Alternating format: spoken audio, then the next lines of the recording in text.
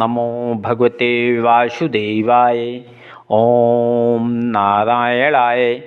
अगली कथा जरासंध व रुक्मग्रज आदि को श्याम व बलराम से युद्ध करना।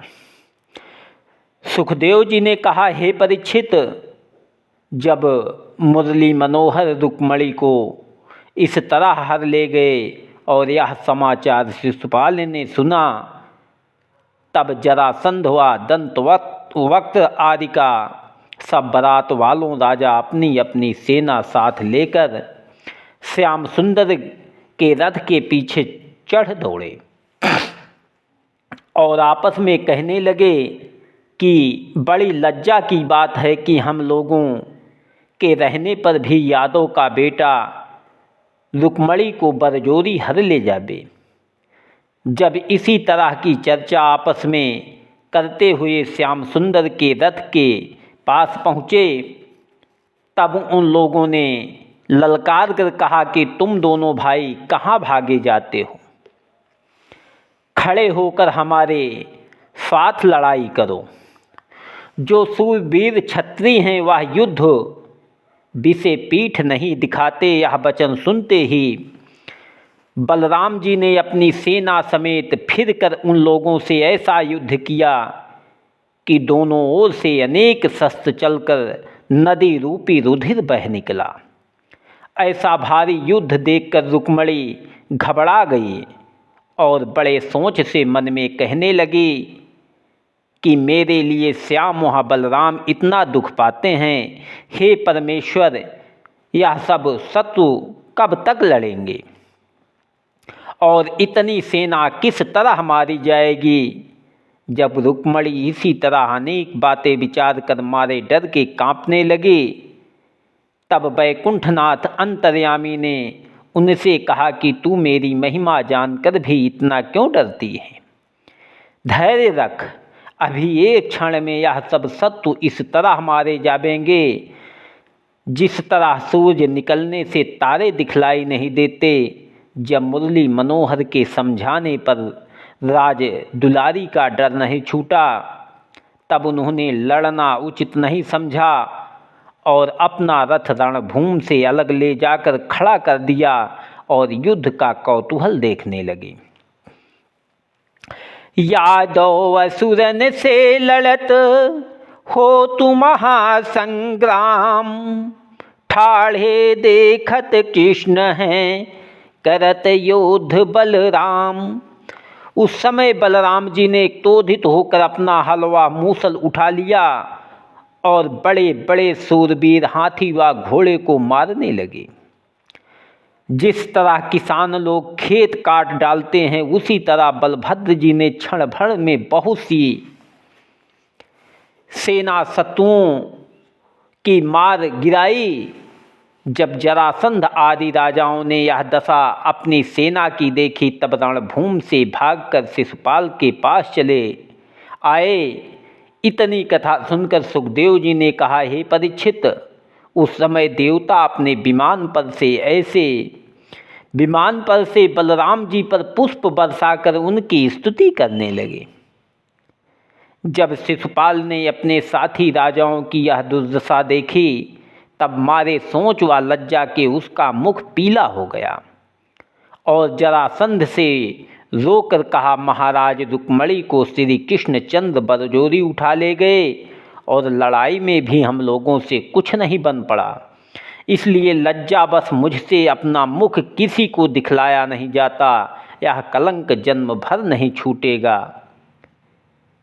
इससे कहो तो मैं भी लड़कर मर जाऊं। नहीं इत रहो करो वनवासा, लई हो योग छाड़ी सब आशा। यह बात सुनकर जरासंध ने कहा, महाराज, आप ऐसे ज्ञानी को मैं क्या समझाऊं? बुद्धिमान लोग हानि व लाभ में हर्ष व विषाद ना करके सब बातों को परमेश्वर के अधीन समझते हैं। जिस तरह काठ की पुतली को मदारी नचाते हैं, उसी तरह सब जीवों के कर्ता धर्ता नारायण जी जो चाहते हैं सो होता है। इसलिए दुख व सुख को एक सा जानकर संसारी व्यवहार स्वप्नवत समझना चाहिए। देखो, इसी तरह मैं भी 17 बेर इनसे हार गया था, पर कुछ उदास नहीं हुआ। जब 18वीं बेर ये दोनों भाई मेरे सामने से भाग गए, तब मैंने कुछ हर्ष भी नहीं किया। ना मालूम यह दोनों कौन अवतार हैं। ऐसे बलवान वह प्रतापी हैं जिनसे कोई जीत नहीं सकता। सुख पाछे दुख हो तो हैं, यही जगत की रीति। कबहू रण में हारी हैं, कबहू ली जय जीती। इसलिए यह समय टाल देना उचित है। जिस तरह 18वीं बेर मेरा मनोरथ मिला था, उसी तरह आप भी जीते रहेंगे तो एक दिन आपकी इच्छा पूर्ण हो जाएगी। जब इस तरह समझाने से शिशुपाल को धैर्य हुआ, तब वह और उनके साथी सब राजा सेना समेत जो जीते व घायल बच गए थे, अपने अपने देश को चले गए। लज्जित हो के फिर चलो, हार मान शिशुपाल। सब राजन को जीत के कूच कियो नंदलाल। जब रुक्माग्रज ने जरासंध आदि के भाग जाने का समाचार सुना, तब बहुत क्रोधित होकर अपनी सभा में आ बैठा और सब लोगों को सुनाकर कहने लगा कि बड़े आश्चर्य की बात है, जो मेरी बहन को बरजोरी कृष्णचंद्र उठा ले जावे। जब तक मेरे तनु में प्राण हैं, तब तक रुक्मणी को नहीं ले जाने दूंगा। अब मैं यह प्रण करता हूँ कि अभी जाकर दोनों भाइयों को जीत कर रुक्मणी को न ले आऊँ, तो अपना नाम रुक्म ना रखकर कुंडनपुर में किसी को अपना मुख ना दिखलाऊं। ऐसा कहकर एक अछोड़ी सेना लेकर उनके पीछे चढ़ दौड़ा और रास्ते में अनेक सेनापतियों से कहा कि तुम लोग यादव बंसियों को मारो, मैं अपना रथ आगे बढ़ाकर कृष्ण को जीता पकड़ लाता हूँ। यह वचन सुनते ही उसकी सेना यदुवंशियों से, जो बलराम जी के साथ में थे, लड़ने लगी और रुक्म ने अपना रथ आगे बढ़ाकर श्याम सुंदर से ललकार कर कहा, हे यादव, कहाँ भागा जाता है? तुझे सामर्थ हो तो एक क्षण ठहर कर मेरे साथ युद्ध कर। मुझे शिशुपाल व जरासंध आदि मत समझना। जिस तरह गोकुल व वृंदावन में अहिनियों का गोरस चुराकर खाया करते थे, उसी तरह मुझको भी ब्रजवासी अहिर समझकर मेरी बहन चुरा ले भागे। तुझे इस बात का कुछ भय नहीं हुआ कि रुक्मणी मुझ ऐसे सूरवीर व प्रतापी की बहन को बरजोरी उठा ले चला? आज तक तुमने राजा भीष्मक का नाम भी नहीं सुना था, जो ऐसी अनीति की। जो लोग तुम्हारे सन्मुख से भाग गए हैं, वो क्षत्रिय नहीं थे। अब मेरे सामने से तुमको जीते बचकर जाना बहुत कठिन है। जब इसी तरह की अनेक बातें अभिमान पूर्वक रुक्म ने कहकर बहुत से तीर श्याम सुंदर पर चलाए, तब द्वारिका नाथ ने अपने बाण से वही सब तीर काट डाले। फिर केशव मूर्ति ने 4 बाण से चारों घोड़ों को मारकर एक तीर से सारथी को अचेत किया। एक बाण से रथ की ध्वजा गिराकर दूसरे तीर से उनका धनुष काट डाला। जब रुक्म ने छोटे छोटे गदार अनेक शस्त्र मुरली मनोहर पर चलाए और उन अस्त्रों को भी श्याम सुंदर ने अपने बाणों से काट डाला, उसका कोई अस्त्र मोहन प्यारे के नहीं लगा। तब इस तरह क्रोध करके ढाल तलवार हाथ में लिए हुए रथ से कूदकर वृंदावन बिहारी पर झपटा। जिस तरह पतंग जलने के लिए दीपक पर जा गिरता है, या जैसे बौरोहा गीदड़ हाथी पर झपटे, तब मुरली मनोहर ने उसकी ढाल तलवार भी बाण से काट गिरा दिया। तही अवसर को पितु भये, माखन प्रभु ब्रजनाथ। रुक्म हतन के कारण लिए खड्ग निज हाथ। जब श्री कृष्णचंद्र ने नंगी तलवार लिए हुए रथ से कूदकर रुक्म का सिर काटना चाहा, तब रुक्मणी अपने भाई की यह दशा देखकर डरती व कांपती हुई हरिचरणों पर गिर पड़ी और रोती हुई हाथ जोड़कर बोली, मारो मत भाई है मेरो, छाड़ो नाथ तुम्हारो चेरो। मूर्ख अंध कहाँ यह जाने, लक्ष्मीपति को मानुष माने। नहीं जाने को तुम्हारो अंता, भक्त हेतु प्रगटे भगवंता। यह जड़ कहाँ तुम्हें पहचाने, दीन दयालु जग तुम्हें बखाने। मैं दीन होकर कहती हूँ, हे दीनानाथ, जिस तरह आप बलराम जी को प्यारा जानते हैं, उसी तरह मेरा भाई मुझको भी प्यारा है।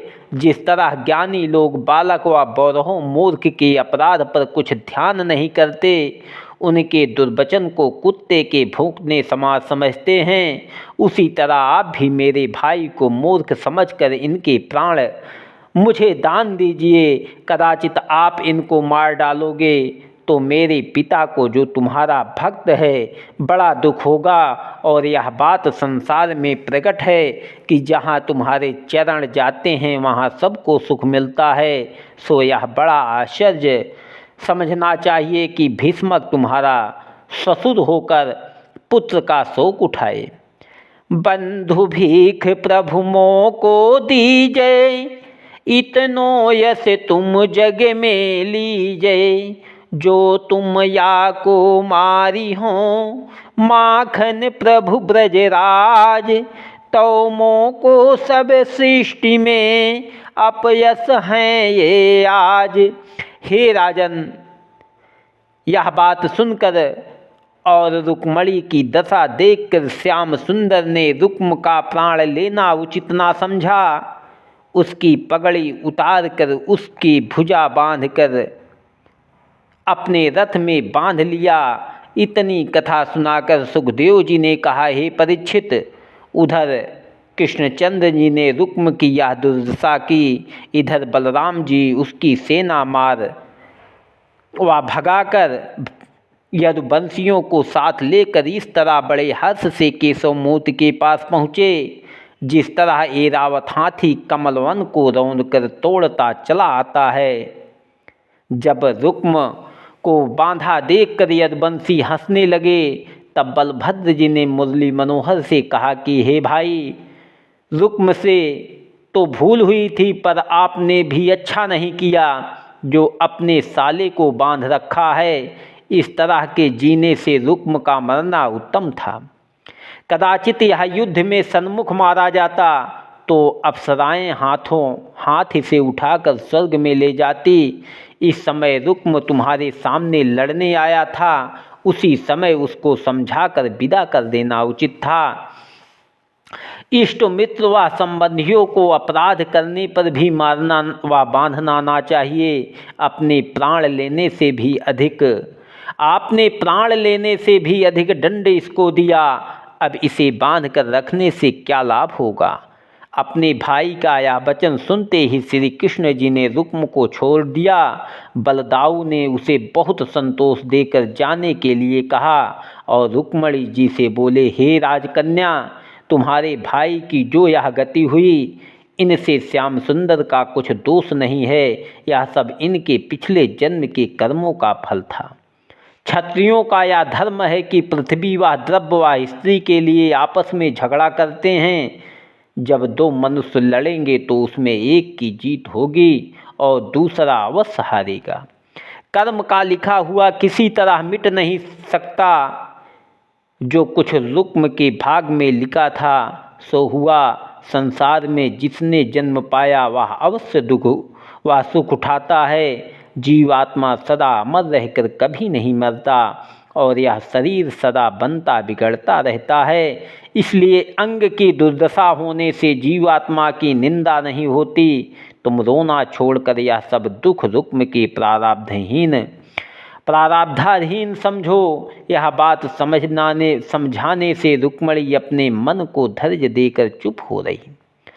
रुक्म ने विदा होते समय अपना सिर श्याम सुंदर के चरणों पर रखकर विनय किया, हे दीनानाथ, मैं तुम्हारी महिमा नहीं जानता था, इसलिए मुझसे अपराध हुआ।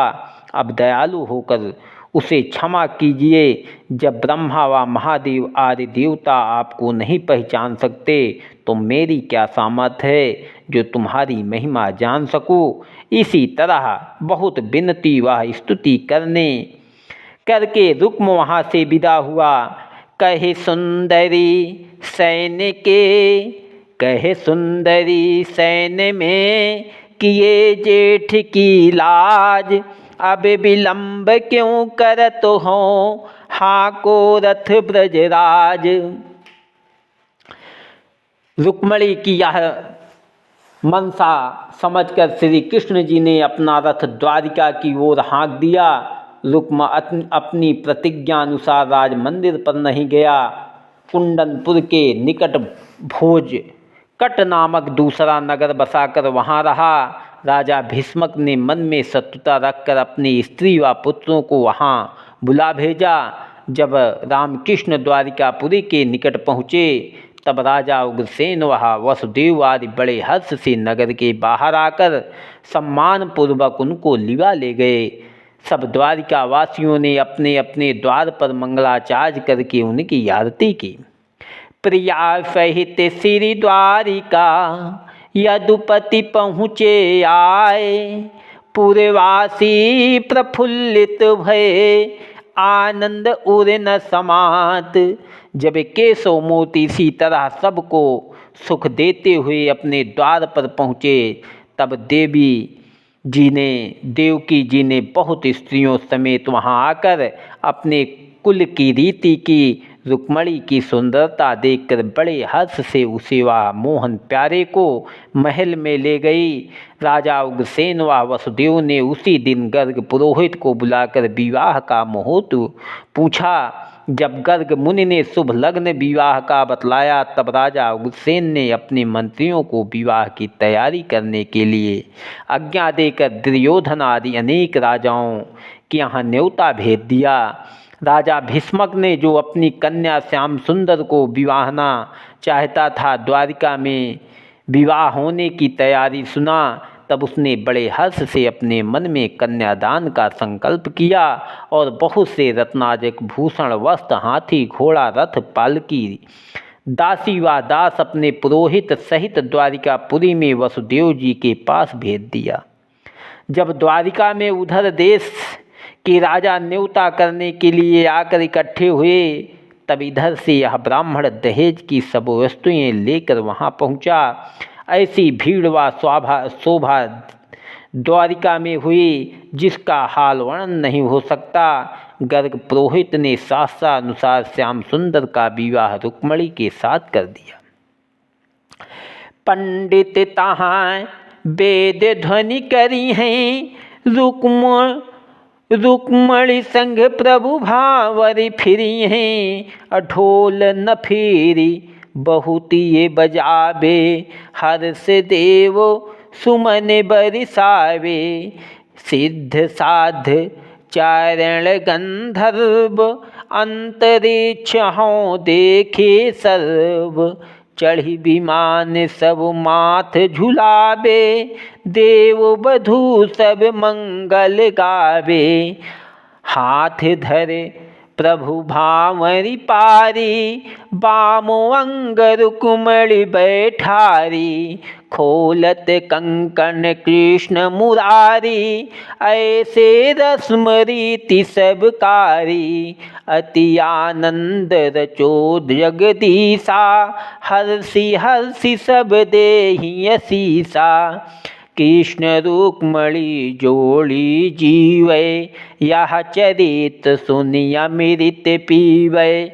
उस समय स्त्रियां मंगलाचार्य गीत गाकर और अप्सराएं आकाश में बिना विमानों पर नाच नाच कर प्रसन्न होती थी। गंधर्व गाना सुनाकर देवता लोग अनेक तरह के रत्नाजड़ित भूषण दुल्हन व दुल्हन को पहनाकर आनंद मनाते थे।